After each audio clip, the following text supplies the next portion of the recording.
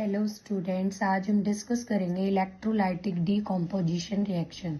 इनमें क्या होता है बेटा, ये जो रिएक्शन होती है ये टेक प्लेस होते हैं in the presence of electric current.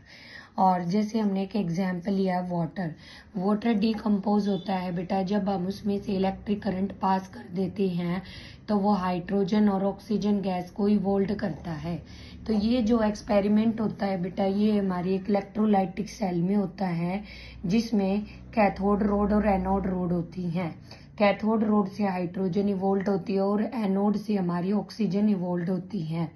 और जब हम इस इक्वेशन को बैलेंस करते हैं तो हाइड्रोजन गैस का जो वॉल्यूम होता है एट द कैथोड रोड वो डबल होता है किससे, ऑक्सीजन से। तो बेटा ये किस रेशो में हमें मिलती है, 2:1 में। अगली रिएक्शन है बेटा फोटोकेमिकल डीकम्पोजिशन रिएक्शन। ये वो रिएक्शन है जो सनलाइट की प्रेजेंस में होती है। जैसे सिल्वर ब्रोमाइड है, सनलाइट की प्रेजेंस में ब्रेक होगा सिल्वर में और ब्रोमीन में।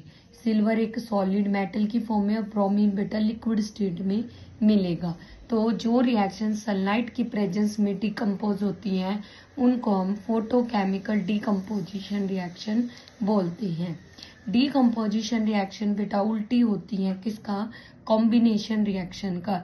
डीकम्पोजिशन में एक सब्सटेंस दो या दो में ज्यादा में टूटता है, कॉम्बिनेशन में दो या दो से ज्यादा कंबाइन होकर एक सिंगल में कन्वर्ट होते हैं। अगली रिएक्शन है डिस्प्लेसमेंट रिएक्शन।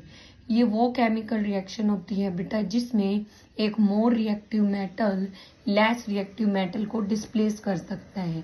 तो बेटा जो पावरफुल होता है वो लेस पावरफुल को डिस्प्लेस कर सकता है। For example zinc plus CuSO4 aqueous.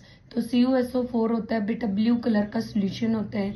जब हम जिंक मेटल को हम इसमें प्लेस करते हैं जिंक रोड को, तो बेटा जिंक मेटल ज्यादा रिएक्टिव है किससे, कॉपर से। Zinc is more reactive as compared to copper.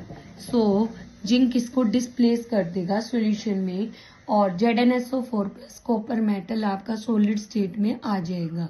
तो जो आपका ZnSO4 है वो आपका कलरलेस सॉल्यूशन ऑब्टेन होगा।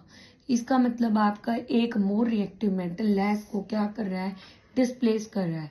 फॉर एग्जाम्पल हमने आयरन लिया, उसको भी CuSO4 के सॉल्यूशन में डाला कॉपर सल्फेट जो ब्लू कलर का था।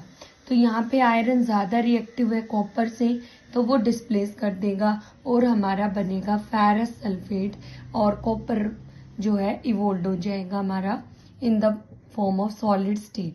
तो जो FeSO4 है बेटा वो ग्रीन कलर का सॉल्यूशन बनेगा। तो इन दौरान क्या हो रहा है, डिस्प्लेसमेंट रिएक्शन में एक मेटल दूसरे मेटल को डिस्प्लेस कर रहा है और विथ जो हमारी कलर में भी चेंज आ रहा है इस रिएक्शंस में। तो ये रिएक्शन हमारी डिस्प्लेसमेंट रिएक्शन होती हैं। तो बेटा अगर आपको ये वीडियो अच्छी लगी है तो आप वीडियो को लाइक करें, शेयर करें, चैनल को सब्सक्राइब करें। Thank you.